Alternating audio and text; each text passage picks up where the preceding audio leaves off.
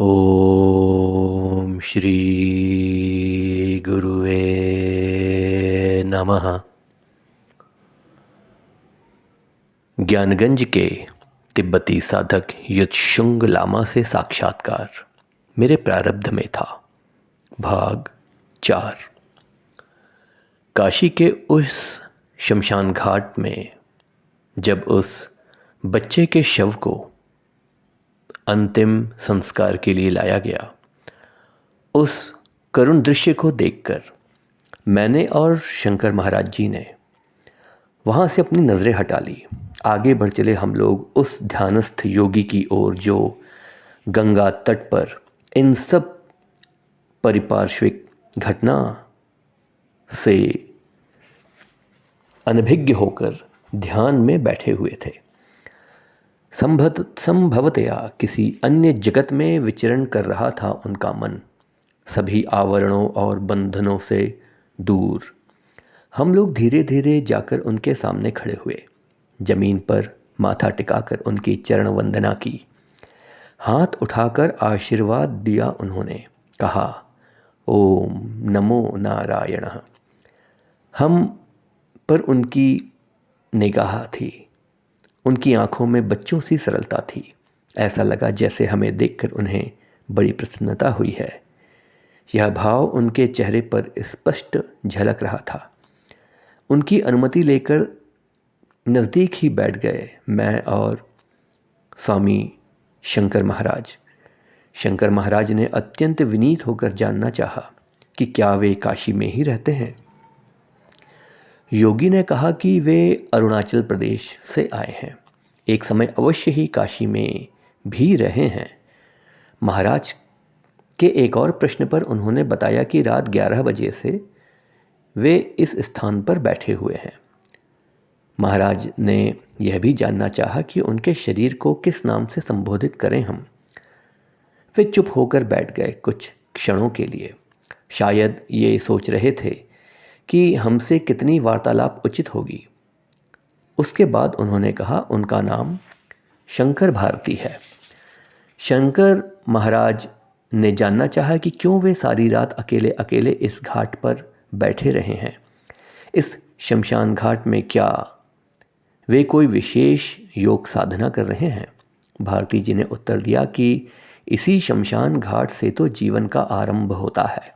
लोग कहते हैं कि मृत्यु ही जीवन की समाप्ति है, किंतु क्या यह सच है? मृत्यु के बाद क्या सब कुछ खत्म हो जाता है? नहीं नहीं, ये सभी बातें अज्ञानता से परिपूर्ण हैं। इस तरह की धारणा रखना या विचार करना ही अपने आप में बड़ी भूल है। मृत्यु नहीं, जीवन की समाप्ति है, और न ही मृत्यु के बाद सब कुछ समाप्त होता है। असल में मनुष्य शरीर से बाहर निकलने की स्थिति, शरीर में प्रवेश करने की स्थिति एवं शरीर में रहकर विषय वासनाओं को भोगने की स्थिति कुछ भी समझ नहीं पाता। इसके पहले भी हजारों बार हम लोग शरीर से अलग हुए हैं।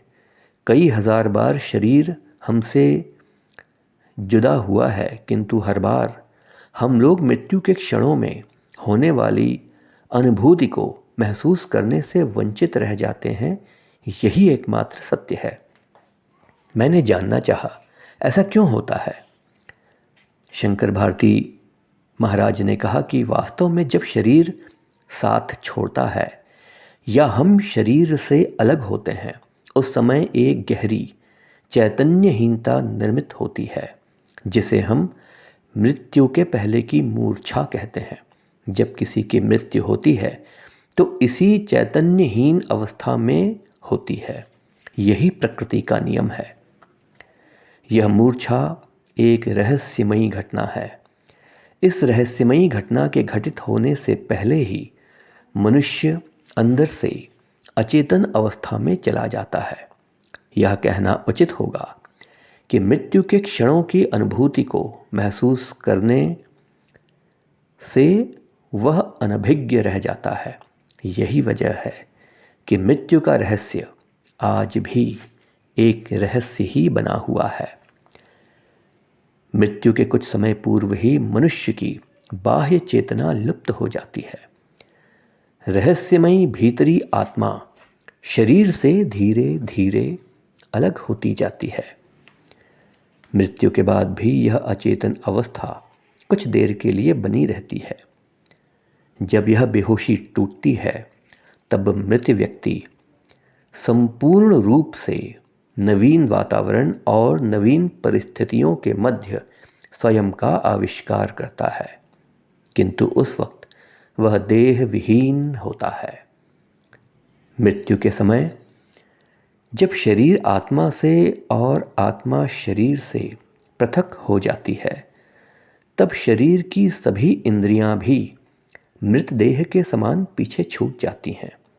उनकी कार्य क्षमता भी समाप्त हो चुकी होती है, किंतु मन सूक्ष्म वासना और सूक्ष्म संस्कारों के समूह में जकड़ा होता है और निकल पड़ता है वह मन आत्मा के साथ एक नई यात्रा पर। मन और आत्मा एक ही पदार्थ के दो स्वरूप हैं। भारती जी कहते हैं, यह मन और आत्मा जो स्थिर होकर जीवन की अच्छी बुरी, पाप पुण्य, यातना वेदना, सुख दुख आदि सभी स्थितियों परिस्थितियों की साक्षी मात्र होकर रह जाती है, वही है आत्मा।